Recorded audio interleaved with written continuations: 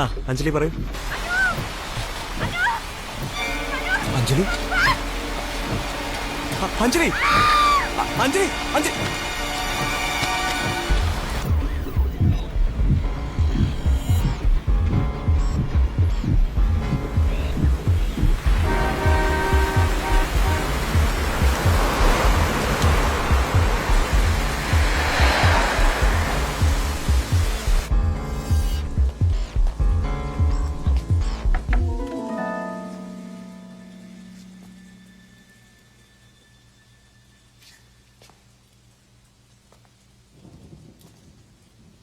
Anjali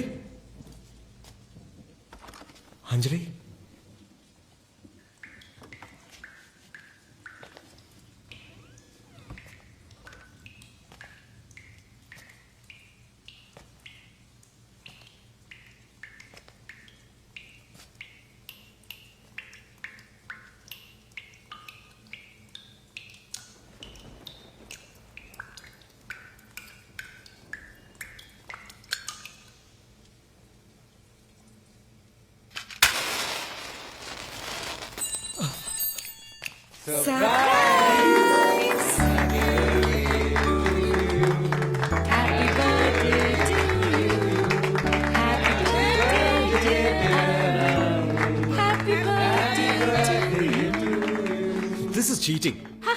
cheating ഒന്നുമല്ല, ഒരു surprise.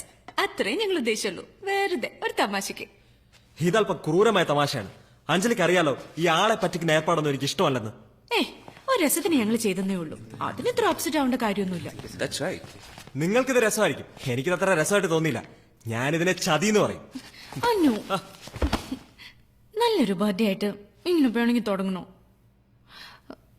Sorry sorry sorry sorry sorry sorry sorry.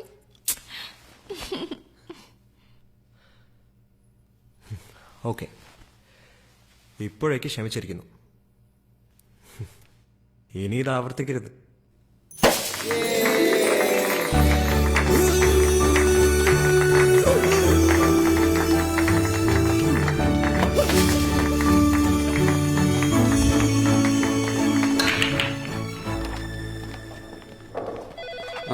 Anjali, എന്നെ ഒന്ന് സഹായിക്കണം.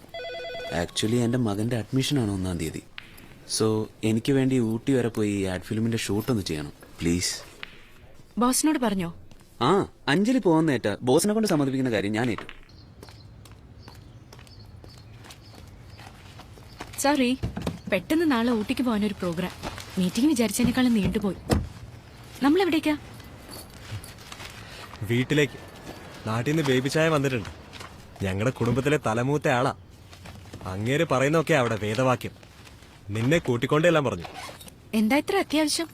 എന്റെ ജോലി ശരിയായി ഇംഗ്ലണ്ടിൽ. ജോലി കൺഫേംഡ് ആയ സ്ഥിതിക്ക് അപ്പോയിന്റ്മെന്റ് ഓർഡർ 1 മാസത്തിനകം വരും. പിന്നെ ട്രെയിനിങ്, പോസ്റ്റിംഗ് എല്ലാം കൂടി 1 വർഷം എടുക്കും. അതുകൊണ്ട് അങ്ങോട്ട് പോകുന്നതിന് മുമ്പ് കല്യാണം നടത്തണമെന്നാണ് എന്റെ അഭിപ്രായം. ബേബിച്ചായൻ പറഞ്ഞു തന്നെ ഞങ്ങളുടെ അഭിപ്രായം. അങ്ങനെയാണെങ്കിൽ അതിവിടെ തന്നെ ആയിക്കൂടെ? നാട്ടിലിപ്പോ മമ്മി മാത്രമേ ഉള്ളൂ. പിന്നെ ബന്ധുക്കളെന്ന് പറയാൻ മമ്മിയുടെ ബ്രദറും സിസ്റ്ററുവാ. ഒരാൾ ബാംഗ്ലൂരിലും ഒരാൾ കൽക്കട്ടയിലുമാണ്. അവര് വന്നാലായി വന്നില്ലെങ്കിലായി. മമ്മി വീട് വിൽക്കാത്തതിന്റെ നീരസം അവർക്ക് ഇപ്പോഴും ഉണ്ട്.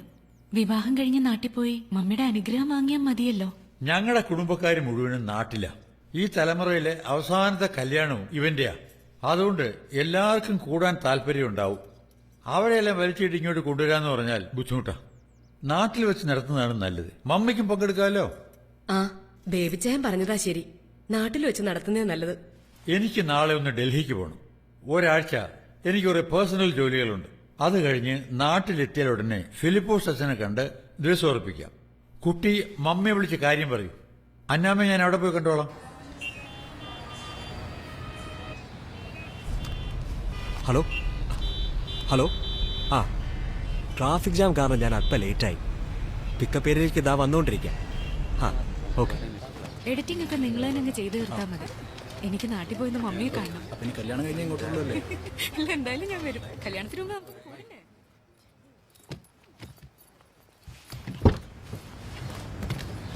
ഹായ്. എങ്ങനെ ഉണ്ടായിരുന്നു ഷൂട്ടിംഗ് ഒക്കെ? ഓ, ഊട്ടിയിലാകെ തണുപ്പ് മഴയൊക്കെയാ. എങ്ങനെയൊക്കെയോ തീർത്തെടുത്തു.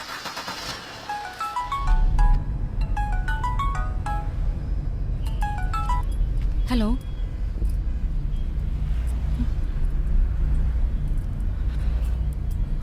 അനു.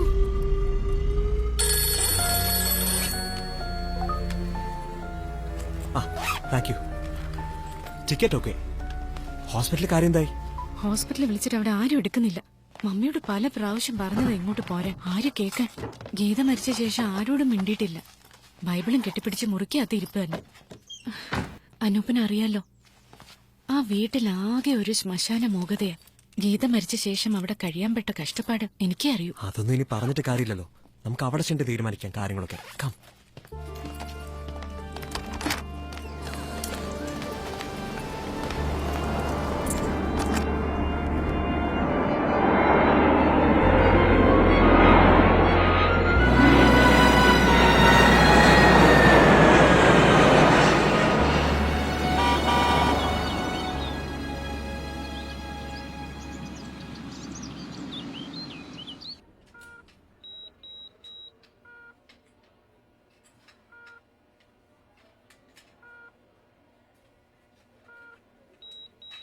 സ്പൈനൽ ഇഞ്ചുറിയാ, ഒന്നും പറയാറായിട്ടില്ല.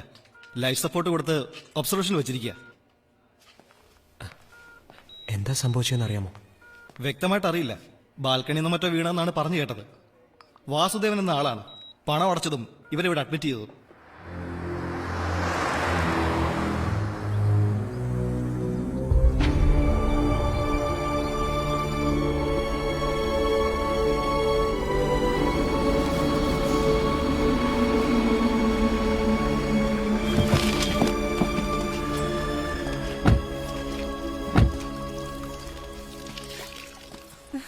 കുഞ്ഞെ, അമ്മച്ചി കണ്ടോ? എന്താ സംഭവിച്ചത്? അറിയില്ല, എന്തോ വീഴുന്ന ശബ്ദം കേട്ടു. പട്ടികൾ നിർത്താതെ കുരയ്ക്കുന്നത് കേട്ടോണ്ട് വന്ന് നോക്കിയതാ. അമ്മച്ചി ബോധമില്ലാതെ മുറ്റത്ത് വീണ് കിടക്കുന്നു. കയ്യിൽ കുറെ തുണികളുണ്ടായിരുന്നു. ഉണങ്ങാൻ ഇട്ടതങ്ങാനും എടുക്കുമ്പോ മേലേന്ന് കാല് തെറ്റി വീണതാകും. നിങ്ങളാരും വീട്ടിലില്ലായിരുന്നു? ഇല്ല. അതെന്താ? സന്ധ്യ കഴിഞ്ഞാൽ ഞങ്ങൾ ആരും വീടിനകത്തേക്ക് കയറാറില്ല. ഇയാളേതാ? ഞാൻ ചാക്കോ, ഇവിടുത്തെ ഡ്രൈവറാ. ഈ വീടിന് എന്തൊക്കെയോ കുഴപ്പങ്ങളുണ്ടെന്ന സാറേ എല്ലാരും പറയുന്നത്. സന്ധ്യ കഴിഞ്ഞാൽ ആരും ഒറ്റയ്ക്ക് പോലും ഈ വഴി പോവാറില്ല. ചില രാത്രികളിൽ ആരുടെയോ കരച്ചിലും നിലവിളിയോ ഒക്കെ ഇതിനകത്തു നിന്ന് കേൾക്കാറുണ്ട്. അതൊക്കെ വെറുതെ പറയുന്നാവും. അല്ല സാറേ, 2 മാസം മുമ്പ് ഈ ചേച്ചി എന്തോ കണ്ട് പേടിച്ച്, എന്നിട്ട് ഒരാഴ്ച പനിച്ചു കിടന്നു. പിന്നെ കറവക്കാരൻ കേശു, അയാളും കണ്ടുന്നാ പറയുന്നത്. ആരെ? മരിച്ചുപോയ ഗീത കുഞ്ഞിനെ. അതിനുശേഷം അയാൾ ഇങ്ങോട്ട് കാലെടുത്ത് വെച്ചിട്ടില്ല. അമ്മച്ചി പോലും ബൈബിളും കൊന്നേ കൈ വെച്ചാ ഇതിനകത്തിരിക്കുന്നത്.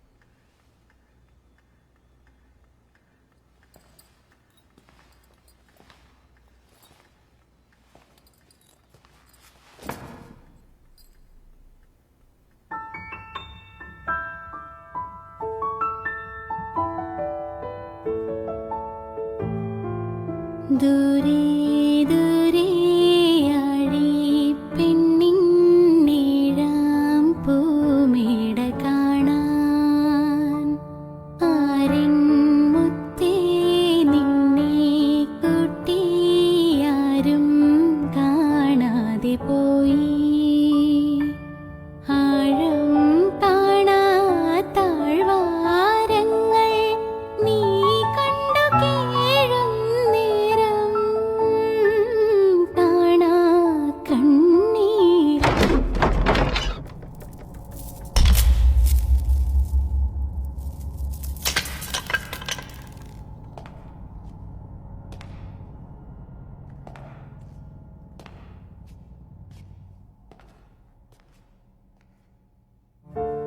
മുത്തേ നിന്റെ ഓർമ്മകളെ മുത്തം നൽകി ഞാനുറക്കി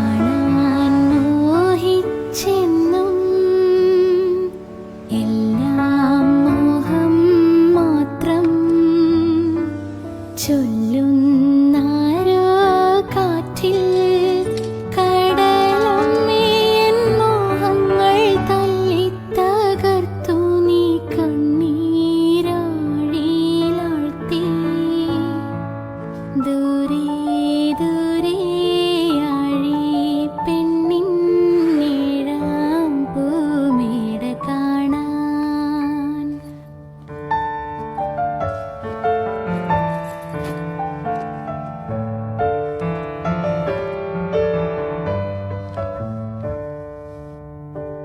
പ്രാണൻ പോയ ശംഖു പോലെ പാടിത്തീർന്ന പാഴ്മൂള പോൽ കണ്ണീർ നനവാലും ഈ കരയിൽ വീണു ഞാൻ.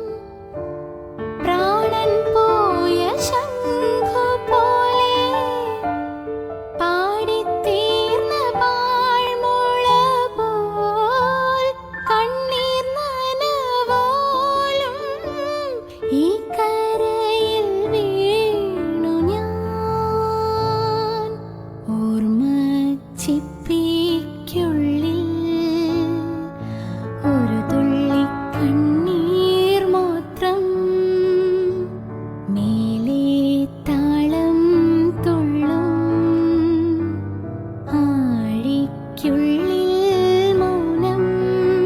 കടലമ്മേ നീ നിന്റെ പൊന്മുത്തിനെ തായോ തായോ തായോ തായേ.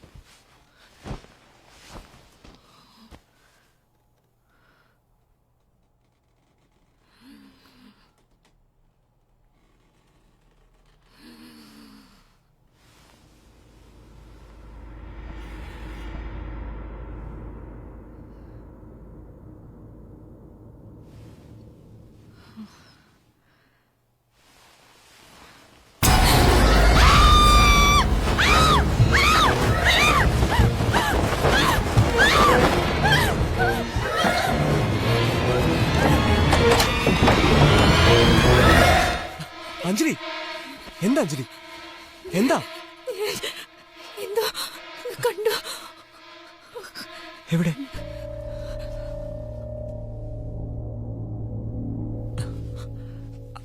അവിടെ ഒന്നുമില്ല. ഒറ്റയ്ക്ക് ഇവിടെ കിടക്കണ്ട, വാ വാ.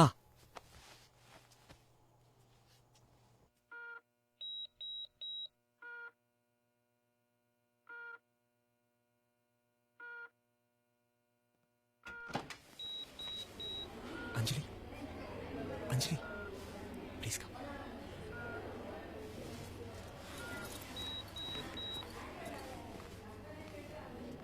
ബേബിച്ചായൻ എന്താ പറയുന്നതെന്ന് വെച്ചാല് മമ്മി ഇങ്ങനെ ഒരു തീരുമാനമില്ലാതെ കിടക്കുന്നതുകൊണ്ട് നമ്മൾ നിശ്ചയിച്ചതുപോലെ വിവാഹം അങ്ങ് നടക്കട്ടെ എന്ന്. അപ്പോഴേക്കും മമ്മിയുടെ കണ്ടീഷൻ ഇമ്പ്രൂവ് ആവുകയാണെങ്കിൽ ബോംബെക്ക് കൊണ്ടുപോവാം. നിങ്ങളെല്ലാം അങ്ങ് തീരുമാനിച്ചതുപോലെ ആയിക്കോട്ടെ. ഫിലിപ്പോസ് അച്ഛനെ ഇന്ന് തന്നെ പോയെന്ന് കാണണം.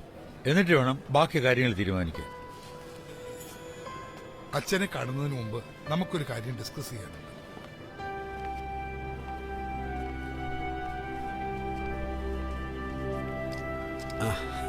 വാസു അങ്കിൾ. അതെ, താങ്ക്സ്. അങ്കിളാണ് മമ്മിയുടെ കൊണ്ടുവന്ന് അഡ്മിറ്റ് ചെയ്താന്ന് അറിഞ്ഞു. ഹോസ്പിറ്റലിൽ അടച്ച പണം. അയ്യോ, അതൊന്നും അത്ര കാര്യമാക്കണ്ട കുട്ടി. അന്നാമ്മ ചേട്ടത്തി എനിക്ക് എന്റെ സ്വന്തം പെങ്ങളെ പോലെ. ഞാനിങ്ങനെ റബ്ബറിന്റെ കണക്ക് നോക്കാൻ കൂടെ കൂടെ വരുമ്പോ അറയ്ക്ക കയറി ചേട്ടത്തി ഒന്ന് കാണും. ജേക്കബച്ചായൻ മരിച്ച ശേഷം ഇവിടെ ഇങ്ങനെ ഒറ്റയ്ക്ക് കഴിയാതെ ഈ വീടൊക്കെ അങ്ങ് വിറ്റ് തോമസിന്റെ കൂടെയോ അനിയത്തിയുടെ കൂടെയോ എങ്ങാനും പോയി നിൽക്കാൻ ഞാൻ ഒരുപാട് പറഞ്ഞതാ. ആര് കേൾക്കാൻ? അതൊക്കെ പോട്ടു. മോളിങ് വന്നേ. ആ അതെ, ചേട്ടത്തി എനിക്കൊരു വാക്ക് തന്നിരുന്നു. അറക്കലെ വീടും തോട്ടവും എപ്പോഴെങ്കിലും വിൽക്കുന്നുണ്ടെങ്കിൽ എനിക്കേ തരുള്ളൂ. കഴിഞ്ഞ ആഴ്ച വന്നപ്പോ മാനേജർ ഗോവിന്ദൻ പറഞ്ഞു ചേട്ടത്തി അന്വേഷിച്ചു എന്ന്. അതുകൊണ്ടാ ഞാൻ അങ്ങോട്ട് പോയത്. ഔചിത്യബോധമില്ലാതെ സംസാരിക്കുകയാണെന്ന് വിചാരിക്കരുത്. കുട്ടിയുടെ കല്യാണമാണെന്നും അത് കഴിഞ്ഞാൽ അമ്മയും കൊണ്ട് ബോംബെക്ക് പോകുന്നുവെന്നും ഇവിടെ പറയുന്ന കേട്ടു. അതുകൂടെ കഴിഞ്ഞാൽ ഈ വീടും പറമ്പുമൊക്കെ അനാഥമായി കിടന്ന് നശിച്ചു പോകും. എനിക്കിപ്പോഴും താല്പര്യമുള്ളതുകൊണ്ട് പറയുന്ന. നിങ്ങൾക്ക് വിരോധമില്ലെങ്കിൽ ഞാൻ എടുത്തോളാം. ഞാനൊന്ന് ആലോചിക്കട്ടെ. ഞാൻ തരുന്ന കാശ് വേറെ ഒരിടത്തും കിട്ടാൻ പറ്റില്ല. കാരണം കുട്ടിക്കറിയാലോ, അവിടെ ഭൂതമുണ്ട്, പ്രേതമുണ്ട്, പിശാചുണ്ടെന്നൊക്കെ നാട്ടിപ്പാട്ട. എനിക്കതിനൊന്നും വിശ്വാസം. എന്തായാലും എല്ലാരോടും ഒന്ന് ചോദിക്കട്ടെ. മതി, ആലോചിച്ചിട്ട് മതി. അതിനിടയ്ക്ക് പത്രത്തിൽ ഞാനൊരു ചെറിയ പരസ്യം കൊടുക്കാം. പഴയ വീടല്ലേ, വല്ല അവകാശവും പറഞ്ഞ് വല്ലവരും ഇടംകൂരിടാൻ വന്നാലോ? അങ്ങനെ ആരും വരാനില്ലാന്നറിയാം. ആധാരത്തിന്റെ കോപ്പി ഞാൻ കണ്ടിരുന്നു. അവകാശം ചേട്ടതിക്കും സഹോദരൻ കോശിക്കും സഹോദരി മോളിക്കുവാ. അവരേതായാലും കല്യാണത്തിന് വരുന്നുണ്ടല്ലോ, അപ്പൊ അവരുടെ ഒപ്പിട്ട് വാങ്ങാം. പിന്നെ ഗീതയ്ക്കും ചേട്ടതിക്കും പകരം അഞ്ജലി ഒപ്പിട്ടാ മതി. ഞാൻ പറഞ്ഞല്ലോ ആലോചിച്ച് തീരുമാനിക്കാന്ന്. ഓ മതി. അപ്പൊ ഞാൻ ഇറങ്ങുന്നു. ശനിയാഴ്ച വരുമ്പോ കാണാം. ഓ.